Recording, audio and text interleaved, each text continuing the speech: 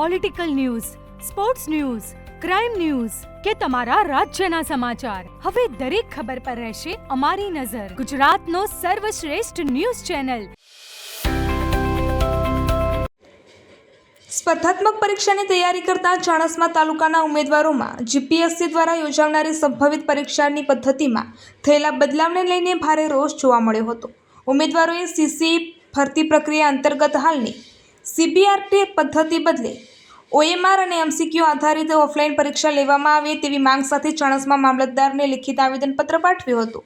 ગૌણ સેવા પસંદગી મંડળ દ્વારા દર વર્ષ દરમિયાન વિવિધ સ્પર્ધાત્મક પરીક્ષાઓનું આયોજન કરવામાં આવે છે. આવી પરીક્ષાઓ માટે ચાણસ્મા તાલુકા સહિત જિલ્લાના અનેક વિદ્યાર્થીઓ અને યુવાનો સતત તૈયારી કરતા હોય છે. જો કે સમયાંતરે પરીક્ષા પદ્ધતિમાં થતા ફેરફારને કારણે ઉમેદવારોમાં ગૂંચવણ અને અસંતોષ ફેલાય છે. પરીક્ષા પદ્ધતિ બદલાતા ઘણા ઉમેદવારોને તૈયારીની દિશામાં મુશ્કેલીઓ ઊભી થતી હોવાની ફરિયાદ પણ ઉઠી છે.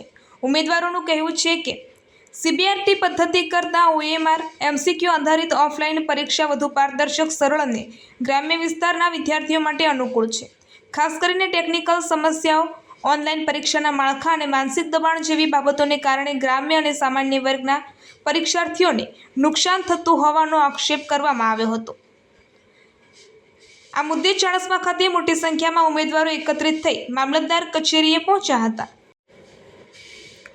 ચાણસ્મા તાલુકાના 200થી વધુ સ્પર્ધાત્મક પરીક્ષા આપતા ઉમેદવારો લિખિત રજૂઆત કરી અને જીપીએસસી દ્વારા પરીક્ષા પદ્ધતિ અંગે ફરી વિચારણા કરી ઓનલાઈનના બદલે ઓફલાઈન ઓએમઆર પદ્ધતિ અપનાવવામાં આવે તેવી માંગ ઉઠાવી હતી.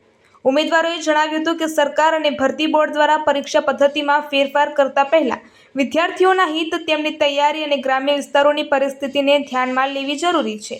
યોગ્ય અને સમાન તક મળે તે માટે પરીક્ષા પદ્ધતિમાં સ્થિરતા રાખવી સમયની માંગ હોવાનું પણ રજૂઆતમાં જણાવ્યું હતું.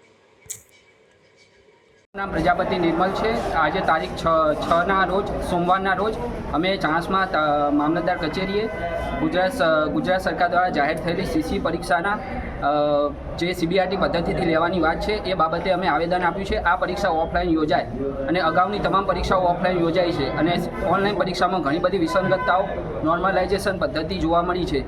આ બાબતે ઓફલાઈન પરીક્ષા લેવાય એ બાબતે અમે સૌ ઉમેદવારોએ આજે ચાણસ્મા તાલુકા મામલતદારશ્રીને આવેદન આપ્યું છે અને અમારી રજૂઆત આગળ પહોંચે એવી અમે વિનંતી કરીએ છીએ.